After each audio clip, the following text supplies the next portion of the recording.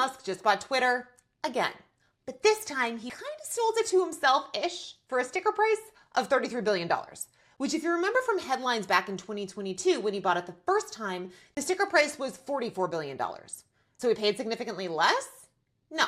The truth is that the valuations were nearly identical. So how did that actually happen when everyone thought he overpaid the first time? Well, let's break it down. So Elon announced that xAI, his AI startup, acquired X, aka Twitter, for a $33 billion all-stock deal.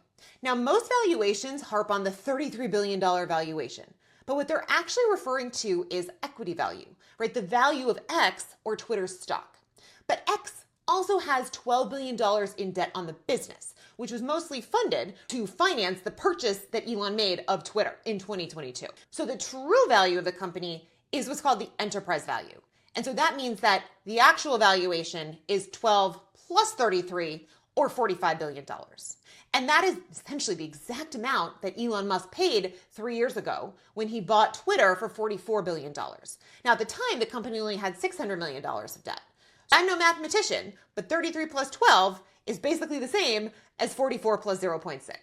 And the reason that we have to add the equity and debt together is if you think about buying a house, like if you put down $300,000 and you borrow $700,000 from the bank, you didn't just buy a $300,000 house, you bought $1 million one.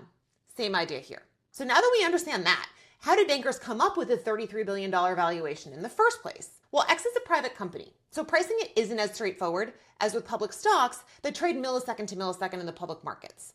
However, X raised capital earlier this month at a, well, surprise, $33 billion equity valuation, which then helps set the terms.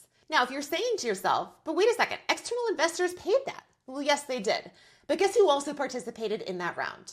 Yep, you guessed it correctly, Elon Musk. So he basically helped set the terms and that price, which then obviously then got crystallized as he bought Twitter, or X, and subsumed it into xAI. And so this raises the bigger question, which is, who the heck cares, right? If xAI paid in stock and Elon owns most of each business and it was an all-stock deal, so no cash changed hands, like who actually cares? Well, there are external investors in xAI. So in theory, they probably should care, like what was paid to buy X. So in part 2, we are going to unpack what it means to have an all-stock deal